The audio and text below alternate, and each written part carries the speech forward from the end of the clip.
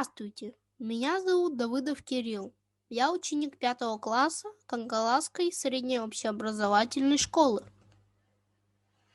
Тема моей работы – исследование влияния кикбоксинга на физическое состояние ребенка.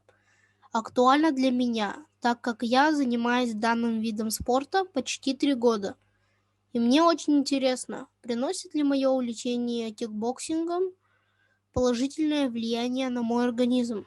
Актуальность данной темы состоит в том, что дети зачастую не уделяют должного внимания своему здоровью, ведут малоподвижный образ жизни, а ведь здоровье в первую очередь зависит от образа жизни человека, от его физической активности.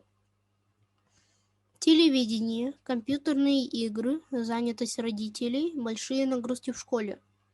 Основные факторы, которые мешают ребенку развиваться физически. Цель работы – привлечь внимание моих одноклассников к занятиям спортом, заинтересовать их своим увлечением. Задача исследования – изучить, что такое кикбоксинг, историю его происхождения и виды. Провести анкетирование и опросить одноклассников об их спортивных увлечениях. Проанализировать отношение ребят к спорту. Привлечь одноклассников к моему любимому занятию. Проблема. Возможны ли травмы при занятиях кикбоксингом? Гипотеза. Я предполагаю, что если ребенок с детства будет заниматься кикбоксингом, он будет иметь здоровье, тело и дух. Объект исследования. Занятия кикбоксингом. Предмет исследования. Отношение детей к спорту и посещению спортивных секций. В своей работе я использовал такие методы, как наблюдение, беседа с одноклассниками, анкетирование, анализ. Практическая значимость. Я думаю, данная тема будет полезна не только для меня, но и для многих ребят, потому что в настоящее время многие школьники вместо занятий спортом выбирают проведение времени за компьютерными играми, без движений и без активных игр. Кикбоксинг. Описание, история, особенности занятий кикбоксингом. Кикбоксинг от английского kick – бить ногой и боксинг – бокс. Вид спорта на основе восточных единоборств. Карате, тэквондо, муай-тай, тайского бокса, ушу и английского бокса. Как и другие виды спорта, кикбоксинг имеет свои правила. По правилам классического кикбоксинга, бой ведется в полный контакт на всех уровнях, то есть удары наносятся в полную силу в голову и в корпус, как руками, так и ногами. Наиболее эффективные удары ногами, заимствованные из восточных единоборств в сочетании с боксерской техникой рук, делают кикбоксинг сбалансированной и универсальной системой.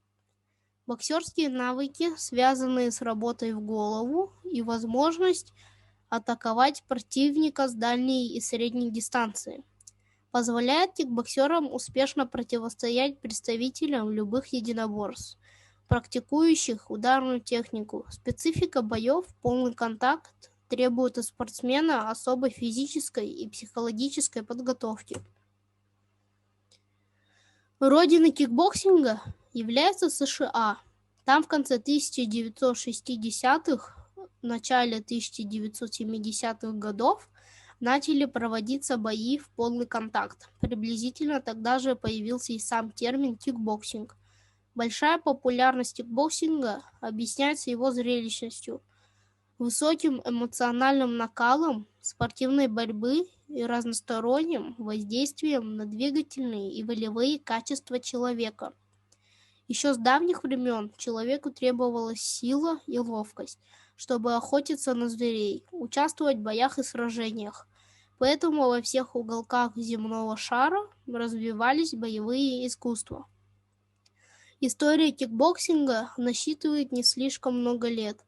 Начиная от времени первых неуверенных поисков и кончая сегодняшними днями, известно, что многие боевые искусства происходят из Китая, Японии и Кореи. Это ушу, карате, джиу-джитсу и тэквондо. В начале 70-х годов Постепенно утвердилось новое понятие «спортивное карате» или «карате единого стиля», что является не слишком удачным названием. До сих пор среди различных групп и группок спортсменов имеют хождение разных наименований этого вида спорта, которые здесь не рассматриваются. Турнир следует за турниром. Кикбоксинг неполного и полного контакта завоевал повсюду признание и уважение. Регулярно проводятся национальные, европейские и мировые чемпионаты. Кикбоксинг Кангаласах. Мои занятия кикбоксингом проводятся в спортивном клубе Кангаласы. Тренировки я посещаю 3 раза в неделю. Длительность одной тренировки 1,5 или 2 часа. И это время проходит в достаточно интенсивном ритме, без расслабления. Тренер Никита Владимирович всегда дает нам различные виды нагрузок, от простых до достаточно сложных, влияющих на все группы мышц. Анализ физической нагрузки учащихся моего класса в неделю. В исследовании принимали участие, которые помимо школьных занятий физкультурой дополнительно посещают спортивные секции, и ребята, которые не посещают дополнительных занятий. В исследовании принимали участие как мальчики, так и девочки. Физическая нагрузка на ученика в неделю. Анализ физической работоспособности ученика. Чтобы определить физическую работоспособность учащихся, мы провели следующий степ-тест. Выполнить 20 приседаний, затем подождать 30 секунд, после этого посчитать пульс в течение 60 секунд и оценить свою физическую работоспособность. Сравнение количества пропусков учебных занятий по болезни. Спасибо за внимание.